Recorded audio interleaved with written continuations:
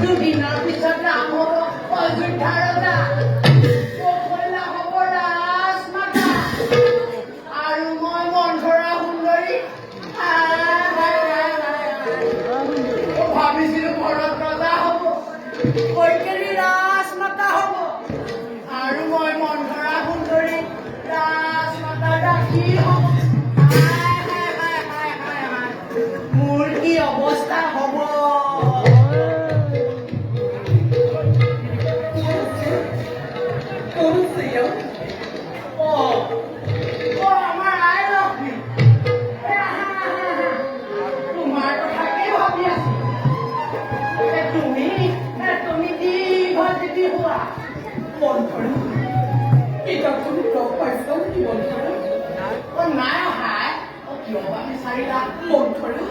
তুমি খালিছানে মন্থৰা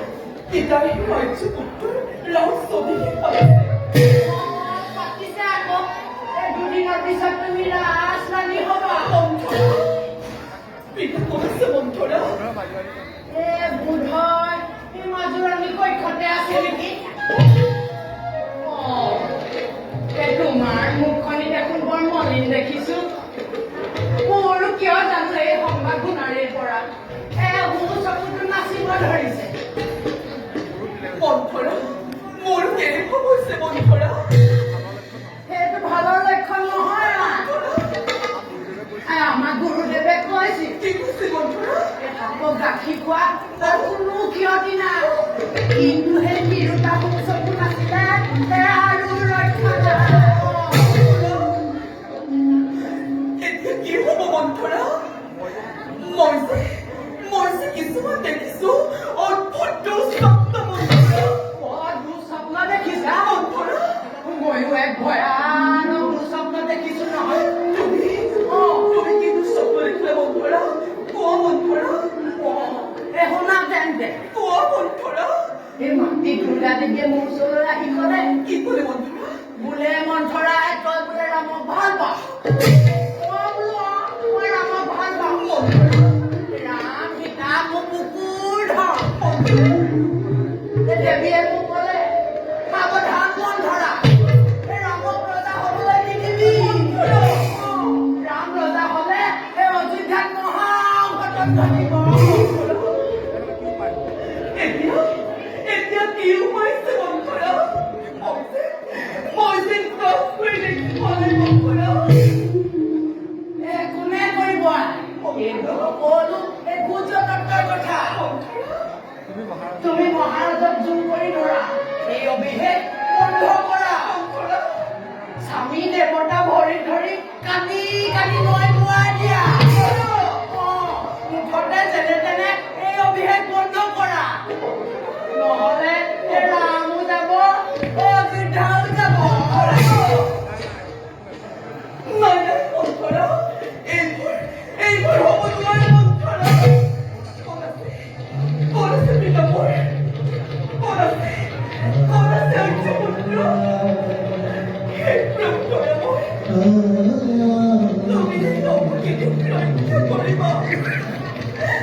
তুমি অমুকেদি সকলো বিপদৰ পৰা ৰক্ষা কৰিবা প্ৰভু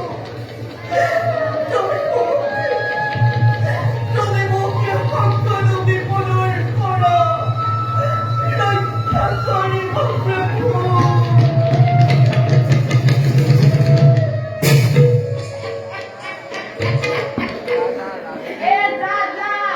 ৰাজৰাণী হবি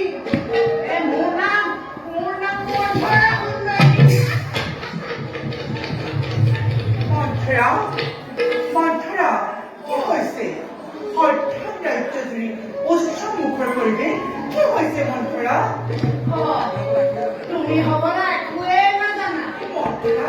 মই একোৱে বুজি পোৱা নাই সকলো ব্যস্ত হৈ পৰিছে কিয় মন্থৰা কি মনে মনে নাথাকিনো কি কৰিম এই কথা কি মুখেৰে বেকন পাই হা মই বুবা হৈ গৈছো তুমি আকৌ একোৱে নাজানো মন্থৰা মই একো বুজি পোৱা নাই সকলো বুজাই তো মন্থৰা হ'বলৈ আৰু কিটো বাকী আছে মন্থৰা আজিৰ পৰা আৰু দুদিনৰ পাছত দাম হ'ব এই অযোধ্যাৰ ৰজা ককৈলা হ'ব ৰাজমাতা সঁচা সঁচা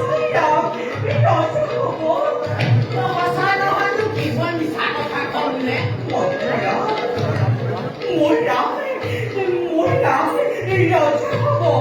আৰু পিতা হ'ব ৰাজৰাণী কিমান যে আনন্দৰ কথা ৰজাই জয় দিব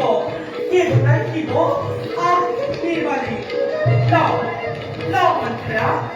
এইটো সংবাদ শুনিবৰ বাবে মই তুমি কণ্ঠখাই পৰিচয় কৰ মন্থৰা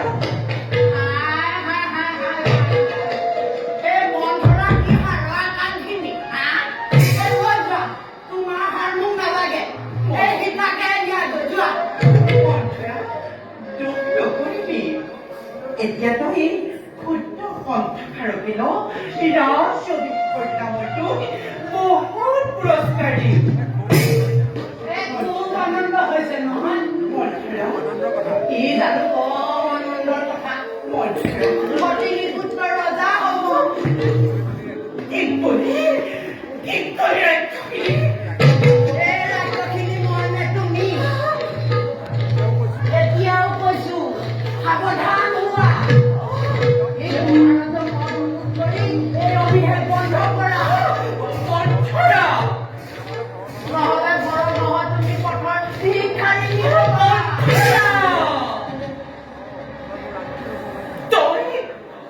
তই মোৰ ৰাজপ্ৰসাদৰ পৰা এতিয়া ওলাই যা কেৱল কি মইহে ওলাই যাব লাগিব নে মন্থৰা তুমিও জানো এদিন এই প্ৰাসাদৰ পৰা ওলাই যাব নালাগে মন্থৰা তুমি ভাবিছা ৰামচন্দ্ৰই তোমাক আজিৰ দৰে মৰম চেনেহ কৰিব দুদিনৰ পিছত মাতৃ পুত্ৰ দুয়ো পথৰ ভিক্ষাৰিনী হ'ব তোৰ ইমান সাহস ৰামচন্দ্ৰ তই মোৰ সন্মুখতে ওলাই যা তই মোৰ সন্মুখৰ পৰা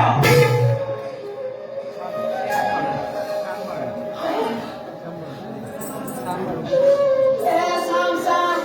তুমি কিমান সুখত থাকিব পাৰা চকুৰে নেদেখিলেও কাণেৰে শুনি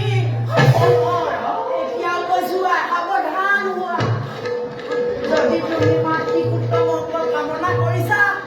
তেন্তে মহাৰাজৰ ওচৰলৈ যোৱা মহাৰাজে দিনবোলা বৰ দুটা এই সুযোগতে মই কামত লগোৱা কিহৰ বৰ নাই মন্থৰা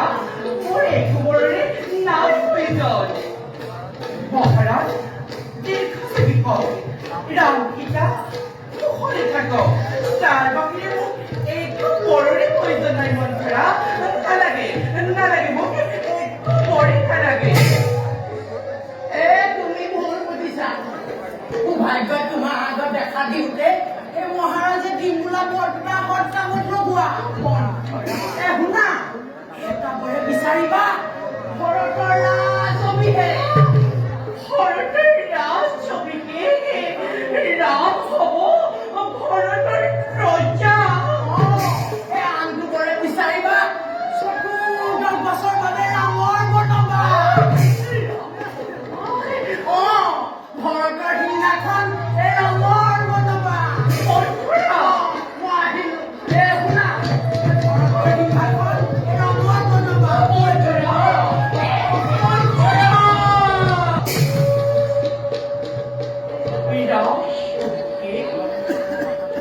এই অযোধ্যাৰ পৰা ৰামৰ নিবাসী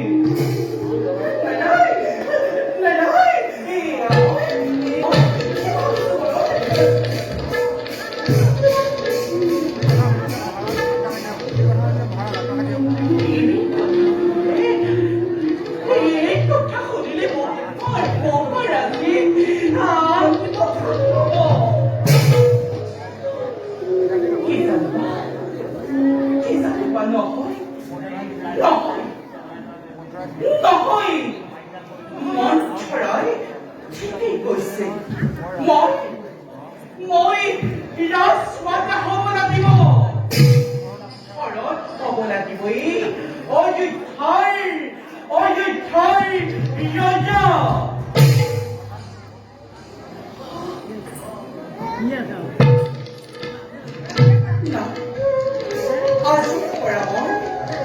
আজিৰ পৰা মই